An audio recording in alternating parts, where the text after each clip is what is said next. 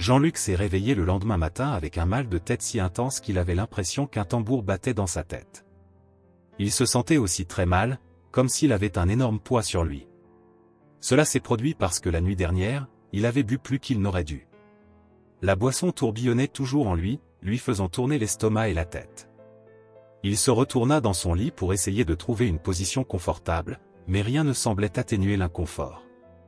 La lumière du soleil entrant par la fenêtre semblait encore plus brillante et irritante que d'habitude. Jean-Luc avait juste envie de se cacher sous les couvertures et d'attendre que cette horrible sensation passe. Alors que Jean-Luc était allongé dans son lit, essayant de gérer son mal de tête et son inconfort, le téléphone à côté de lui s'est mis à sonner. Il tendit la main, décrocha le téléphone et vit que c'était son ami Pierre qui l'appelait. D'une voix un peu rauque, Jean-Luc répondit. « Bonjour, Pierre », dit-il en essayant de cacher l'inconfort de sa voix. Pierre semblait à la fois excité et inquiet. Il a demandé comment se sentait Jean-Luc, sachant qu'il avait beaucoup bu la veille. Après avoir appris que Jean-Luc ne se sentait pas bien, Pierre a rapidement changé de sujet et a rappelé à son ami quelque chose de très important. « Et, Jean-Luc, tu te souviens qu'on a un examen important à l'université aujourd'hui ?»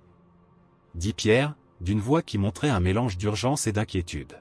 « Il est essentiel que vous y participiez, car ce test peut faire toute la différence dans nos notes. » Pierre s'arrêta brièvement et ajouta. « Je sais que tu ne vas pas bien en ce moment, mais essaie de venir, même si c'est juste pour voir. Nous pourrons peut-être nous entraider en cas de doute avant le début du test. » Jean-Luc écoutait attentivement, essayant d'absorber ce que disait Pierre, même si sa tête lui faisait encore mal. Il savait que l'université était importante et qu'il ne pouvait pas laisser ses études de côté, mais l'effort pour se relever et affronter la douleur lui semblait presque impossible. Si vous aimez l'histoire, laissez un like et abonnez-vous à la chaîne pour rester au courant de toutes les actualités. Jean-Luc essayait encore de se remettre de la veille lorsqu'il décida de descendre au salon, espérant trouver un peu de calme et peut-être un café pour se vider la tête. Mais lorsqu'il entra dans la pièce, il trouva son père, Michel, assis sur le canapé avec une expression sérieuse que Jean-Luc connaissait bien. Michel regardait son fils avec un mélange de frustration et d'inquiétude. Jean-Luc sentit un frisson lui parcourir le dos en voyant le regard désapprobateur que lui lançait son père. Sans dire un mot, Michel montra l'horloge accrochée au mur, qui semblait marquer l'heure d'un discours inévitable. « Jean-Luc, » commença Michel d'une voix ferme et pleine de colère, « j'en ai déjà marre de te voir manquer les cours. Ce n'est pas la première fois que tu te comportes ainsi. J'ai déjà parlé de l'importance de rester concentré sur vos études. » Jean-Luc a essayé de trouver les mots justes pour se défendre, mais Michel a continué sans lui laisser le temps de répondre. « Si vous continuez ainsi, je devrais prendre des mesures sérieuses. » dit Michel avec un ton qui ne laissait aucun doute. « Je pourrais finir par vous expulser de la maison ou même vous priver de tous vos privilèges, y compris l'utilisation de votre voiture. » Jean-Luc sentit une oppression dans sa poitrine en entendant ces mots. Il savait que son père ne plaisantait pas et que la situation était vraiment grave. L'idée de perdre sa maison ou de ne plus avoir la liberté de conduire sa voiture l'effrayait profondément. Michel, voyant l'expression d'inquiétude sur le visage de son fils, s'arrêta et soupira avant d'ajouter. « Je veux juste que tu comprennes que tes choix ont des conséquences. Et si vous ne commencez pas à prendre vos responsabilités au sérieux, les choses ne feront qu'empirer. » Jean-Luc, la tête pleine de pensées confuses et un mélange de culpabilité et de peur, savait qu'il devait changer d'attitude immédiatement pour éviter d'autres problèmes. Après la conversation tendue avec son père, Jean-Luc se sent perdu et impuissant. Il décide de contacter sa mère, Sophie, dans l'espoir d'y trouver du réconfort et des conseils plus amicaux. Sophie était dans la cuisine, préparant un goûter et fredonnant doucement une chanson. Lorsque Jean-Luc entra, Sophie remarqua immédiatement l'expression inquiète sur le visage de son fils. Elle posa la cuillère et s'approcha de lui avec un regard bienveillant et compréhensif. « Jean-Luc, mon amour, que s'est-il passé ?» demanda-t-elle d'une voix douce qui contrastait avec la rigidité de Michel. Jean-Luc expliqua, dans un gros soupir, la conversation qu'il avait eue avec son père et combien Michel était irrité par son absence au cours. Il essaya de ne pas avoir l'air trop déprimé, mais il ne put cacher la frustration et la peur qu'il ressentait. Sophie l'écoutait attentivement, faisant de petits gestes d'encouragement pendant qu'il parlait. Lorsqu'il eut fini, elle s'assit à côté de lui et commença à lui parler calmement et affectueusement. « Je comprends que ton père soit en colère, » dit Sophie en passant affectueusement sa main dans les cheveux de Jean-Luc. « Il ne veut que le meilleur pour toi, même si cela n'en a pas l'air. L'éducation est très importante et il traite avec vous strictement parce qu'il pense que cela vous aidera à avoir un avenir meilleur. Jean-Luc écoutait attentivement, absorbant chaque mot de sa mère. Sophie a poursuivi en essayant d'aider son fils à comprendre le point de vue de son père. Michel a une manière très stricte de montrer son amour et son inquiétude, a expliqué Sophie. Parfois, lorsqu'il voit que vous vous éloignez du chemin, il pense qu'en étant plus strict, vous prendrez conscience de l'importance de vos responsabilités. Mais sachez qu'au fond, il essaie de vous aider à atteindre vos objectifs et à réussir dans la vie. Elle s'arrêta et regarda Jean-Luc dans les yeux avec une expression d'amour et d'inquiétude. Je veux que tu saches que je suis là pour te soutenir dans tout ce dont tu as besoin, dit Sophie avec un sourire réconfortant. Et que, malgré les difficultés, il est important que tu te concentres sur tes études. L'éducation est la clé de nombreuses opportunités à l'avenir, et je sais que vous êtes capable de surmonter ces défis. Jean-Luc a ressenti une vague de soulagement et de gratitude en entendant les mots encourageants de sa mère. Il réalisa que malgré la dureté de son père, son intention était en réalité bonne et qu'il devait trouver un moyen d'équilibrer ses choix et ses responsabilités. Sophie a serré Jean-Luc dans ses bras affectueusement et il a ressenti la chaleur et la sécurité de ce moment, sachant qu'avec le soutien de sa mère, il avait une chance de corriger ses erreurs et d'avancer avec plus de détermination. Jean-Luc se sentait de plus en plus embourbé dans les problèmes. Après avoir fait face à la fureur de son père et reçu les conseils de sa mère, il a décidé qu'il avait besoin d'un peu d'espace pour réfléchir. Cependant, sa situation n'a fait qu'empirer lorsqu'il a appris une nouvelle sanction. Son père avait décidé qu'il ne pourrait pas utiliser la voiture pendant un certain temps en raison des amendes accumulées. Jean-Luc était frustré et inquiet. Comment allait-il se rendre à l'université, rencontrer des amis, ou même accomplir de petites tâches quotidiennes? Sans la voiture, votre vie serait bien plus compliquée. Avec un profond soupir, il décida qu'il devait trouver une solution temporaire. Il se souvint qu'il y avait un double de clé caché quelque part et qu'il pouvait demander au jardinier François, qui entretenait le jardin familial, de l'aider à la retrouver. François était un homme gentil et toujours prêt à aider, alors peut-être pourrait-il aider à atténuer un peu le stress de Jean-Luc. Jean-Luc se rend au garage de la maison, où travaillait François. Le jardinier était en sueur et couvert de terre, se concentrant sur la taille des plantes et l'organisation du jardin. Il leva les yeux en entendant les pas de Jean-Luc et sourit en s'approchant. « Bonjour, Jean-Luc. » Salua François avec un sourire chaleureux. « Comment puis-je vous aider aujourd'hui ?» Jean-Luc, encore un peu découragé, explique la situation. Il a parlé à François des amendes et de la façon dont son père avait décidé qu'il ne pouvait pas utiliser la voiture. Puis il a mentionné qu'il avait besoin du double des clés, dont il se souvenait qu'il était rangé quelque part dans le jardin. François écoutait attentivement, d'un regard compréhensif. Il hocha la tête et dit : « Ah, je vois. Ne vous inquiétez pas, je peux vous aider à trouver la clé. Voyons où nous le conservons. » François arrêta son travail et se dirigea vers la petite remise à outils au fond du jardin.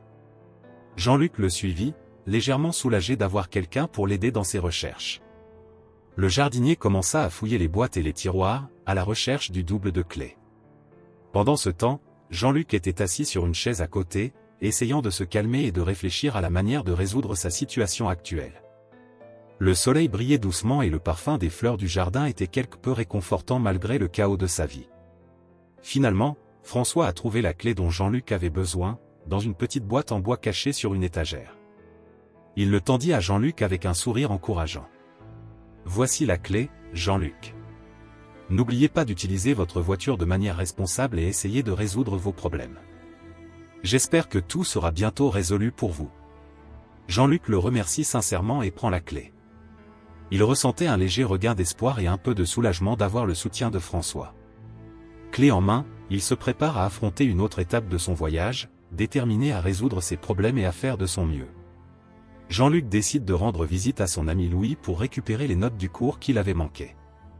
Ayant encore mal à la tête après une nuit de beuverie, il savait qu'il devait rattraper le temps perdu et, en plus, il avait besoin d'une pause pour se détendre un peu. Dès son arrivée chez Louis, il fut chaleureusement accueilli par son ami, qui l'invita aussitôt à entrer et à s'installer. Louis, toujours serviable, n'a pas tardé à trouver les notes dont Jean-Luc avait besoin. Il avait tout organisé avec soin et préparé des synthèses qui pourraient aider Jean-Luc à se mettre au courant. Pendant que Jean-Luc passait en revue le matériel, les deux amis ont parlé de la situation difficile qu'il traversait, notamment des problèmes avec son père et avec la voiture. La compagnie de Louis fut un grand soulagement pour Jean-Luc. La conversation et l'atmosphère accueillante dans la maison de Louis l'ont aidé à se sentir plus léger et moins stressé. Ils parlèrent de sujets différents et Jean-Luc commença à se sentir un peu plus optimiste face à ses difficultés. À la fin de la rencontre, Jean-Luc a remercié Louis pour son aide et son soutien. Il a dit au revoir et est rentré chez lui avec ses notes en main et un sentiment d'espoir renouvelé. La visite à Louis était exactement ce dont il avait besoin pour faire face aux défis qui l'attendaient. Même avec les notes de Louis, Jean-Luc a continué à manquer les cours, laissant ses études de côté. Il s'est laissé emporter par l'excitation des courses nocturnes qui se déroulaient dans les rues de la ville. Ces courses, pleines d'adrénaline et de vitesse, sont devenues sa nouvelle passion, mais elles comportaient aussi de grands risques. Lors d'une de ces courses, la situation est devenue incontrôlable. La police, qui surveillait les rues en raison d'informations faisant état de courses illégales, a réussi à arrêter Jean-Luc et quelques autres participants. Il a été emmené au poste de police et ce qui semblait être un divertissement risqué s'est rapidement transformé en un grave problème juridique. Jean-Luc fut bouleversé lorsqu'il réalisa la gravité de la situation. Il s'est retrouvé en prison, réfléchissant à ses choix et aux conséquences de ses actes. Le plaisir et l'excitation de la course ne semblaient plus si importants comparés à la réalité d'être derrière les barreaux. Finalement, ses parents ont été appelés et son père, Michel, a dû intervenir pour le faire sortir de prison. Michel était extrêmement déçu du comportement de Jean-Luc et la situation générait encore plus de tensions entre eux. Jean-Luc savait qu'il devait changer d'attitude pour éviter d'autres problèmes à l'avenir. Après avoir réussi à faire sortir Jean-Luc de prison, Michel est profondément déçu et inquiet de la situation de son fils. Pour montrer son sérieux et tenter de corriger le comportement de Jean-Luc, il décide de lui imposer quelques sanctions. La première et la plus directe fut l'interdiction faite à Jean-Luc d'utiliser la voiture. Sans la voiture, il serait plus limité et devrait trouver d'autres moyens de se déplacer. Michel a également tenu à préciser que la priorité devait désormais être les études. Il a exigé que Jean-Luc se concentre en classe et étudie davantage. Les promesses que tout s'améliorerait et qu'il pourrait à nouveau utiliser la voiture étaient conditionnées à de réels efforts dans ses études et à un comportement responsable. Jean-Luc, face à ces nouvelles restrictions, ressent un mélange de frustration et de découragement. L'idée de perdre la liberté de conduire et la pression supplémentaire des études ont été un coup dur. Cependant, il savait qu'il devait suivre les règles de son père pour éviter de nouveaux ennuis et tenter de regagner sa confiance. Face à la nouvelle réalité, Jean-Luc a commencé à réfléchir à ses choix et à la manière de se remettre sur le bon chemin, désormais plus conscient des attentes et des limites imposées par son père. Désespéré que Jean-Luc change de comportement et devienne plus responsable, Michel a une idée radicale. Il a décidé qu'un grand changement dans la vie de son fils pourrait l'aider à inverser son comportement rebelle. Il a donc projeté d'organiser un mariage pour Jean-Luc avec une jeune femme sans abri nommée Clara. Michel a connu Clara grâce à une amie qui aidait les personnes en difficulté et pensait que le mariage pouvait être un moyen de donner à Jean-Luc une nouvelle perspective sur la vie et la responsabilité. Clara était une jeune femme gentille et déterminée, mais sa situation l'obligeait à vivre dans la rue. Michel croyait qu'en assumant la responsabilité de prendre soin de Clara, Jean-Luc pourrait commencer à valoriser davantage les bonnes choses de la vie et à consacrer davantage d'efforts à ses études et à ses responsabilités. Lorsque Jean-Luc a été informé de la décision de son père, il a été choqué et confus.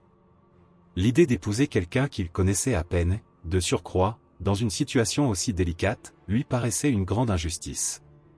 Cependant, il s'est rendu compte qu'il était confronté à une décision importante et qu'il devait gérer la situation de la meilleure façon possible. Clara, à son tour, était réticente, mais comprenait la nécessité d'accepter la proposition pour améliorer sa propre situation. Ainsi, les deux hommes ont commencé à mieux se connaître et Jean-Luc s'est retrouvé dans une position inattendue, commençant à réfléchir à la vie qu'il avait choisie et aux nouveaux défis qu'il allait devoir relever. Clara, malgré ses hésitations au départ, finit par accepter la demande en mariage de Jean-Luc. Pour elle, c'était l'occasion de sortir de la situation difficile dans laquelle elle se trouvait et d'avoir une vie plus stable. Le cœur plein d'espoir et une nouvelle perspective, Clara se prépare à cette nouvelle étape de sa vie. Au fil des jours, Jean-Luc et Clara ont commencé à passer plus de temps ensemble, et quelque chose de surprenant a commencé à se produire. Jean-Luc, qui considérait d'abord le mariage comme une imposition, commença à voir Clara avec un autre regard. Il s'est rendu compte qu'elle était une personne incroyable, pleine de courage et de gentillesse, et qu'elle n'était pas seulement une solution à ses problèmes. Au fil du temps, ce qui était au départ une obligation est devenu quelque chose de plus profond et de plus vrai. Jean-Luc s'est retrouvé amoureux de Clara. Il fut enchanté par sa force et sa résilience et commença à apprécier sa compagnie plus qu'il ne l'aurait cru possible.